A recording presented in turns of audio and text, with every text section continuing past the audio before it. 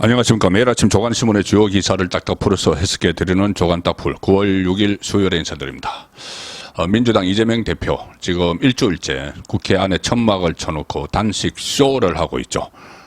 민주당 소속 국회의원들 그리고 야권 사람들이 계속 찾아가서 이재명을 격려를 한다고 찾아가서 일종의 눈도장 찍기를 릴레이처럼 하고 있는데, 어제는 국회 안에서 천막을 쳐놨으니까 김진표, 민주당 출신이죠. 김진표 국회의장이 찾아갔는데, 민주당 같이 있던 의원들이 드디어 의장님께서도 격려하러 왔구나 이렇게 반색을 했는데, 실제로 김진표 의장이 한 말은 전혀 뜻밖이었습니다. 자, 조선일보 8면 기사입니다. 정치면 기사입니다. 김진표 국회의장 이재명 단식 천막 찾아가서 쓴소리를 날렸다. 법안 단독 처리 과연 옳았나 이런 이야기도 하고, 이재명이 정치가 사라지고 있다 이렇게 그렇지 않느냐 이런 식으로 물으니까는 김진표 의장이 아니야, 정치는 일방적으로 그렇게 하면 안 돼. 정치는 상대적이야. 상대편도 고려를 해야 돼. 당신 혼자서 일방적으로 정치는 사라지고 있다고 말하면 안 돼. 이렇게 이야기를 했습니다. 그리고 거부권이 분명한 사안을 단독 처리한 것이 나라를 위해서나 야당을 위해서 옳은 건가? 이렇게 이야기를 했고, 본회의장에서도 어제 작심한 듯 비판을 했습니다. 야권, 그러니까 민주당 의원들이 윤석열 탄핵, 서른이 그런 이야기를 했죠. 그런 언급을 하면서 막 고성이 오가니까는, 김진태 의장이 초등학교 반상에도 이렇지는 않다. 이렇게 또 따끔하게 질책을 하는 그런 모습을 보였는데, 어제가 6째 단식 중이었죠. 이재명을 찾아갔는데, 김진표 국회의장이 대통령의 거부권 행사가 분명한 사안에 대해서 민주당이 반복해서 단독 처리를 계속하는 것이 과연 나라를 위해서나 민주당을 위해서나 옳았나 이렇게 반문을 했습니다. 민주당이 지난 4월에 양곡관리법 그리고 5월에 간호법 일방 처리를 했죠. 그리고 이것에 대해서 윤석열 대통령이 거부권을 행사했는데, 그렇게 거부권 행사가 뻔한 무례한 법안을 다수당이라고 처리를 하는 것이 과연 옳은 일인가 이렇게 질책을 한 겁니다. 민주당 출신 김진표 방문은 당초 응원 지지 성격으로 받아들여졌는데, 김진표 의장은 그렇게 하기는커녕 모든 게 순리대로 풀려야 하는데 국회가 순리대로 못 가서 고생하는 것 같아 저에게도 책임이 있다 이렇게 오늘 떼고 나서 비판을 가했습니다. 그리고 국회 안에서도 이런 이야기가 나옵니다. 제1야당 대표가 여야 대립의 모든 책임을 정부 여당에 돌리고 단식까지 하고 나선 상황에 대해 국회의장이 자제를 요청한 것이다. 이런 말도 어제 나왔습니다. 이재명으로서는 점점 고립돼가는 그런 모습을 보이는 것이죠. 지금 전국 이슈 중에 하나는 대선 공작입니다. 김만배의 대선 공작. 일단 조선일보 일면 하단 기사를 보여드리겠습니다. 윤석열 검사 모른다 했지만 언론이 정반대로 보도했다. 대장동 대출 브로커 조우형이 진술을 했습니다. 검찰에.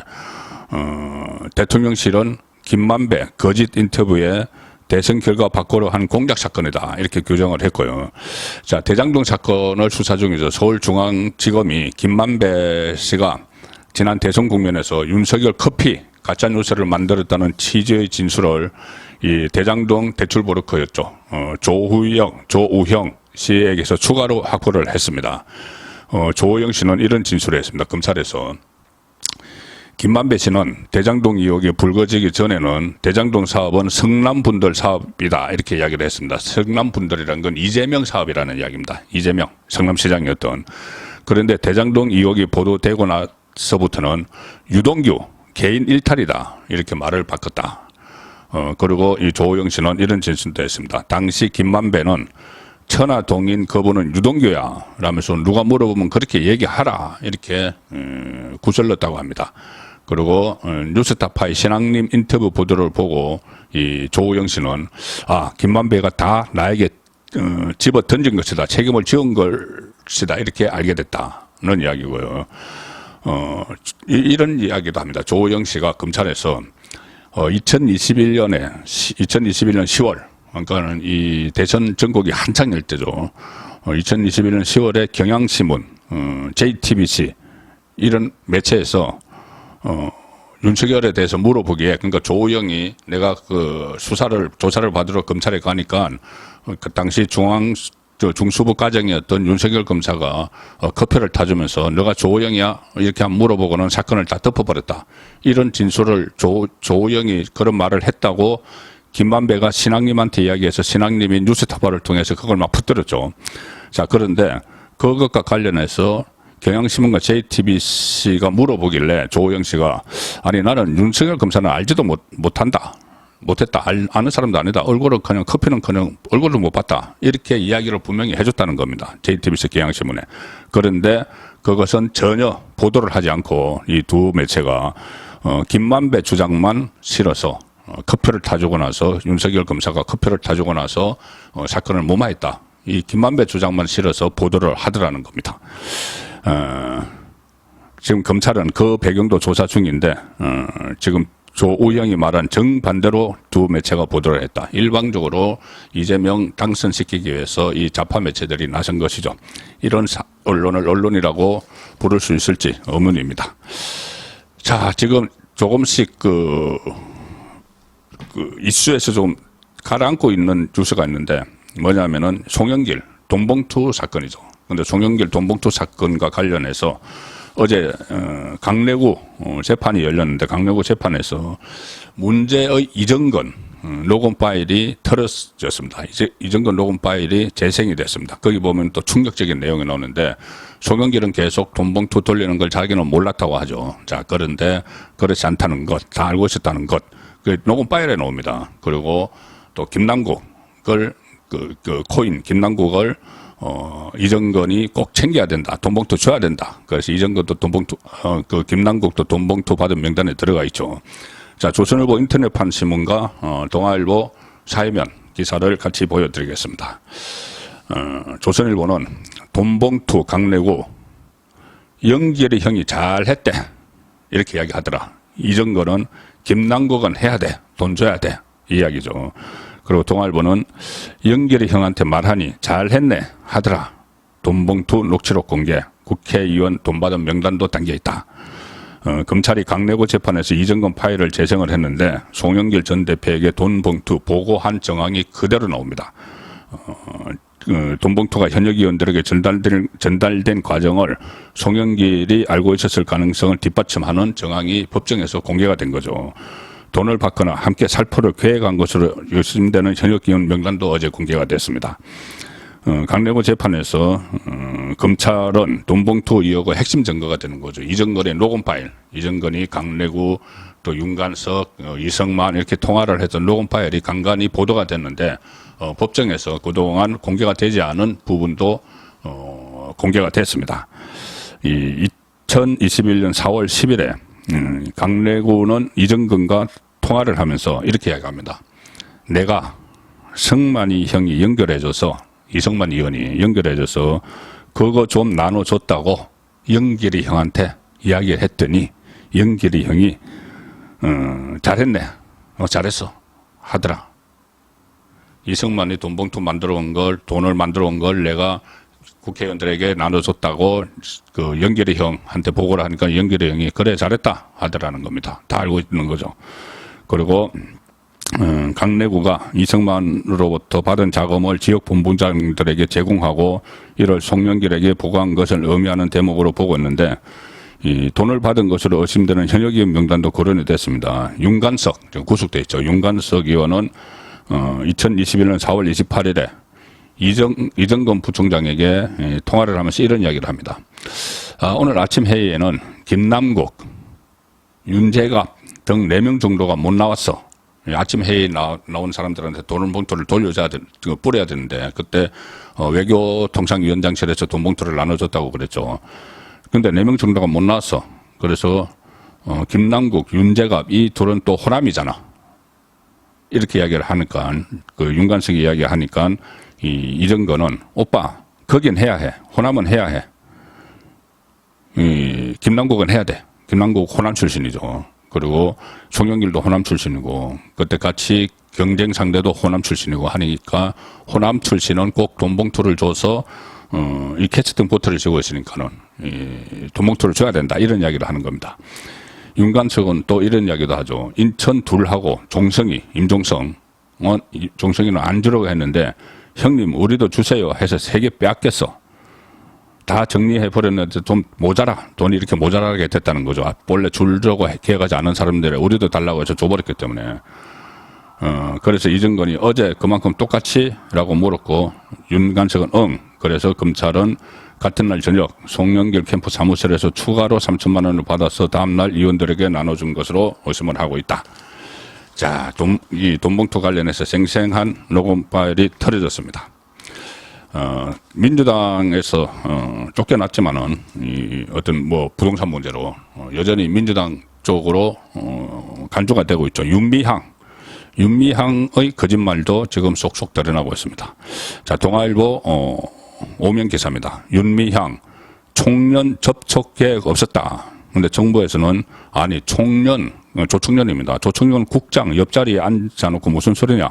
단순 참가가 아니다. 이 윤미향은 허나만 했다. 이후에는 접촉 안 했다. 이렇게 해서 잡아떼고 있는데 정부에서는 아니 남측 대표단으로 가서 VIP석에 앉아있지 않았느냐. 사진까지 다 공개가 됐습니다.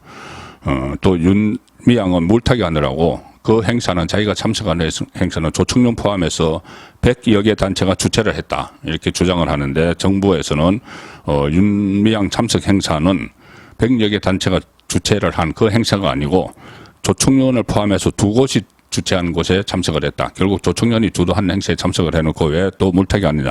이런 이야기입니다. 윤미향 어제 방송인 김어준 유튜브에 또 출연했습니다. 김어준은 이런 사람들만 다 출연시켜서 장사를 하고 있죠. 윤미향은 김어준 유튜브에 출연해서 간토 대지진 조선인 중국인 학살 100주년 추도대회 실행위원회에 참여한 100여 개 단체 중 총련이 있다.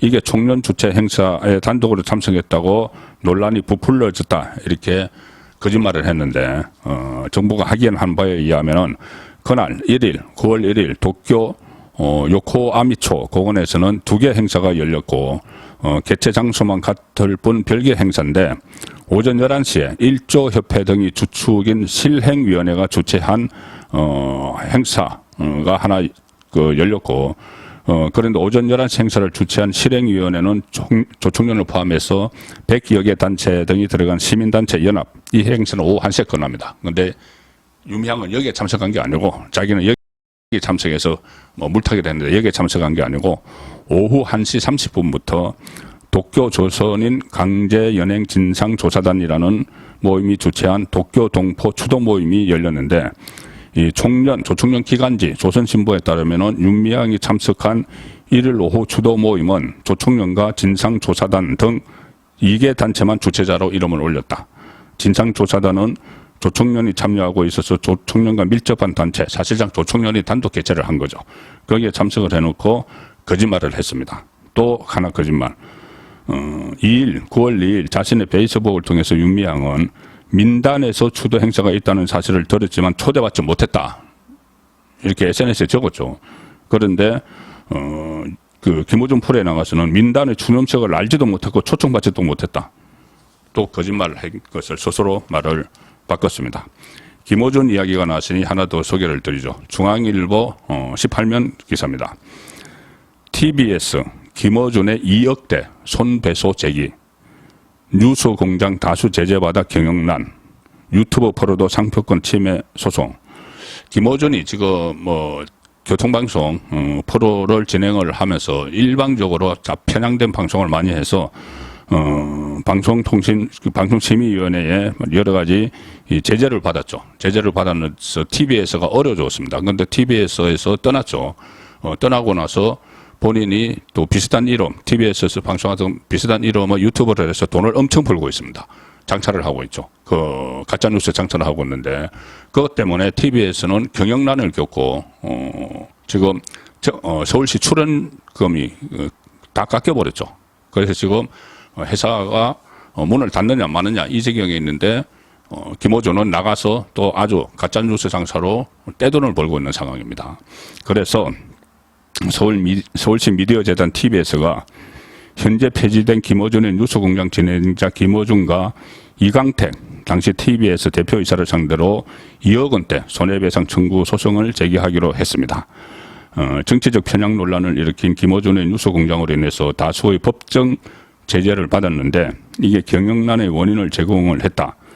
올해 서울시 출원금이 88억 원 삭감된 데 이어서 지원 조례 폐지로 내년부터는 출원금을 한 푼도 지원받을 수 없다. 그래서 회사가 문을 닫게 됐는데 저도 교통방송에 지난주까지 계속 출연을 했습니다. 출연을 했고 출연료가 아주 적은 금액이었죠. 경영이 어렵기 때문에 그래도 출연을 했는데 그마저도 이번 주부터는 TBS가 모든 시사 프로그램을 다 폐지를 해버렸습니다. 그런데 TBS를 거지경으로 만든 김어준은 나가서 아주 또 다른 장사를 하고 있는 것이죠. 9월 6일 보내드린 조간딱풀이었습니다.